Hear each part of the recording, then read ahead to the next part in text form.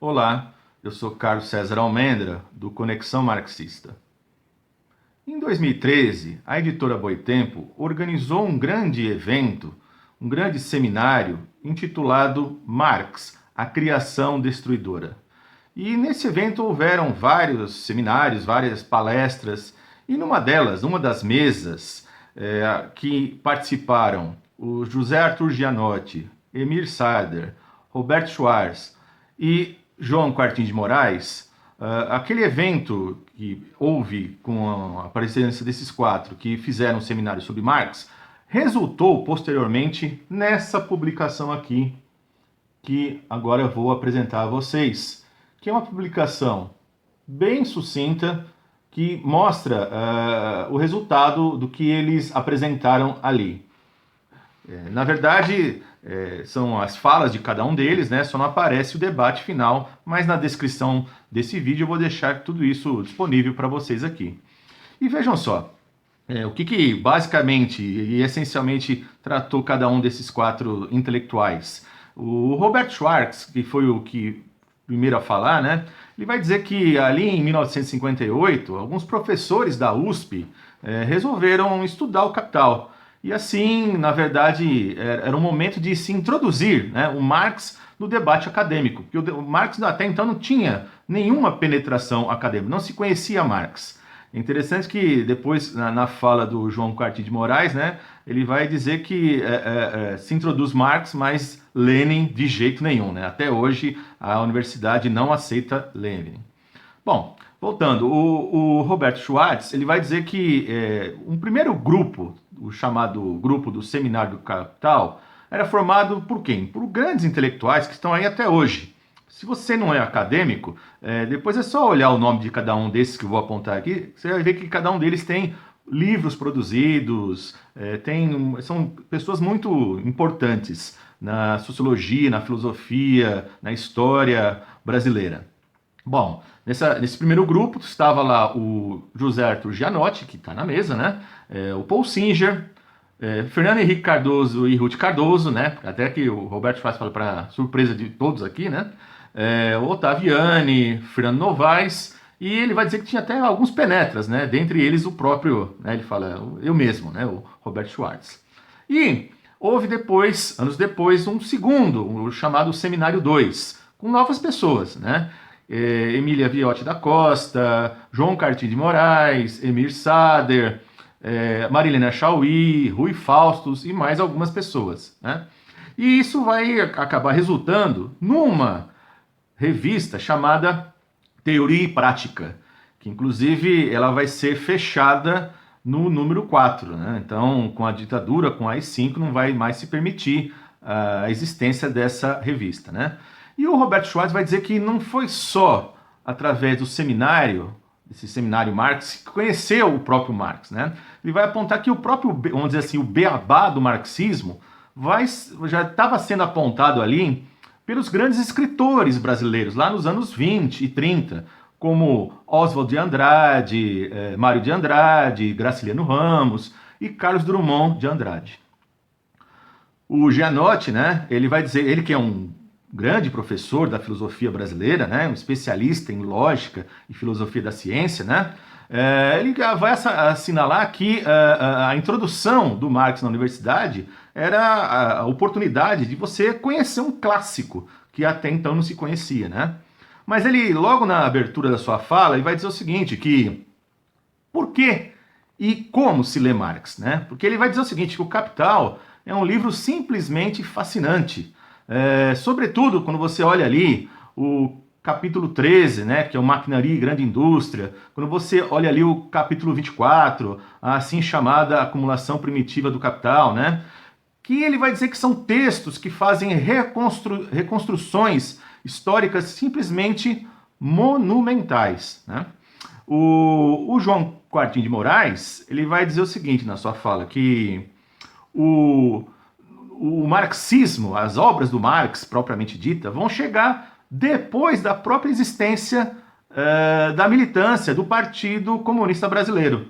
Porque, vejam só, ele vai dizer que enquanto na Argentina o Juan Justo, que foi o fundador, né, do Partido Socialista Argentino, o Juan Rusto, ele vai ele mesmo fazer a tradução do Capital do alemão para o espanhol. Então, você já, logo no início, você já tem a disponibilidade de textos do Marx na Argentina, que não foi o caso aqui do Brasil.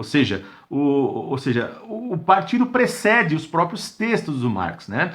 Nas palavras do Quartin, né? O comunismo chega antes mesmo do marxismo, né?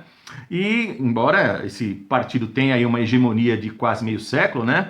Vai ser só na segunda metade do século XX que ele vai apontar, sobretudo ali nos debates de Caio Prado, na apropriação, vamos dizer assim, na apropriação do Caio Prado, do Werneck Sodré, né, esses que leram o Marx e se utilizaram da teoria do Marx para desenvolver a sua leitura de realidade brasileira, né? Que inclusive essas elaborações vão ser muito polêmicas internamente dentro do partido, dentro do PC. Né? Ou seja, isso vai mostrar os choques que você tinha ali dentro do Partido Comunista Brasileiro no que se refere ao programa da Revolução Brasileira aqui para nós. Né? E o Quartin de Moraes vai colocar o seguinte, que ao mesmo tempo você vai vendo aí as diferenças no que se refere à apropriação de uma perspectiva da academia em relação a uma perspectiva da militância, né? São apropriações distintas, ou seja, se lê o mesmo livro, mas se apropria, se interpreta, se lê de diferentes maneiras, né? Aliás, ele vai deixar muito claro que a posição dele, Quartin, em relação às leituras de ontologia do Lukács, né? Para ele, ontologias é pura metafísica, né?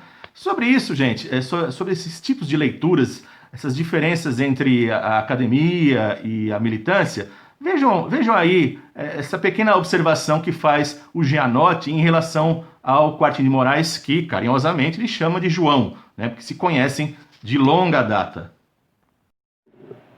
Eu acho que basta nós olharmos para essa mesa para ver, constatar como Marx é lido de uma maneira muito diferente.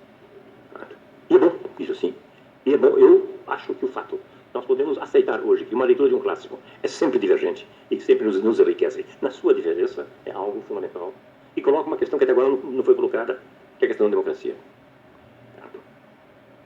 Uma das coisas, veja bem, quando eu falei mais do Capital, e eu falei mais do Capital Financeiro, e houve a reação do João, aliás, foi extremamente gentil. Eu acho que, no fundo, acho que é a primeira vez, João, que nós não nos exaltamos menos, porque as nossas diferenças são tamanhas que, a despeito da enorme amizade já quase semi-secular, as nossas divergências aumentam sistematicamente. Bem, vocês viram aí que realmente a apropriação, as diferenças são, as leituras são diferentes entre as pessoas, né? É bom lembrar que no próprio PCB, apesar de você ter essas duas grandes personalidades, né, que é o Caio Prado e o Werneck Sodré, o próprio Quartin vai apontar que não era só os dois, tinha mais gente, né? Ele próprio aponta, o Alberto Passos Guimarães, que vai escrever 4 séculos de latifúndio, que é um livro importante, lá de 68. Então vejam que ler Marx significa que, a partir dessa leitura, você vai fazer diferentes interpretações da própria realidade que você está vivendo no seu país, e independente aí do momento histórico, né? Ou seja, cada momento histórico, inclusive, a leitura do Marx vai trazer novas contribuições. Nesse sentido, o Emir Sader ele vai apontar o seguinte, né, que, primeiro que o Emir Sader, para vocês terem ideia, ele foi aluno também do Gianotti desde os tempos, não só na faculdade, né, que o Gianotti foi orientador do Emir Sader, mas desde os tempos de colégio, né, o Colégio Brasílio Machado, que é um colégio tradicional na Vila Mariana, em São Paulo, né, e o Emir Sader vai dizer o seguinte, que para entender a realidade atual, tem que ler Marx, a leitura de Marx é fundamental para entender a realidade que vivemos, o avanço do neoliberalismo, para entender essa acumulação de capital com o predomínio do capital financeiro, né, onde ele vai inclusive enfatizar aí todos esses estudos que o Marx fez no livro 3, né, que vai enfatizar que entender a crise ali naquele momento, né, crise europeia, né, ele está falando de 2013, né, que não é uma crise que vem da carência, e sim a crise que vem da riqueza, e como o próprio capital administra essa riqueza, né? E o próprio Emir Saad vai dizer que, enquanto ele militava e lecionava, né, o melhor estudo que ele fez foi o seu mestrado, que foi orientado pelo Gianotti, né, e teve na banca o Bento Prado Júnior e o Rui Fausto. Veja como é que era o nível naquela época, né? E ele vai dizer o seguinte, que naquele momento, inclusive, era um momento de 68, né, julho de 68, a filosofia ali sob intervenção, eles tiveram até que quebrar o vidro do salão da congregação para fazer essa defesa de tese, né, e a obra chama-se Estado e Política em Marx, é a principal obra aí que o Emir Saad toma para si mesmo, fala de si mesmo, né.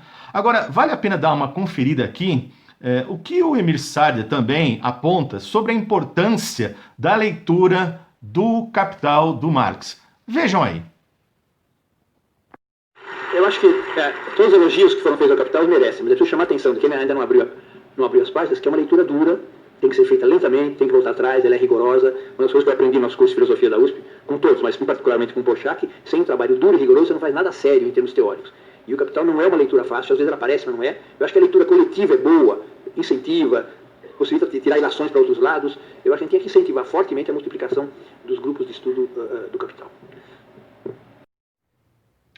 Se você gostou desse vídeo, dê o joinha, compartilhe esse vídeo, coloque seus comentários aqui abaixo, né, sobre as suas leituras, sobre o Marx, sobre o Capital ou demais obras do Marx.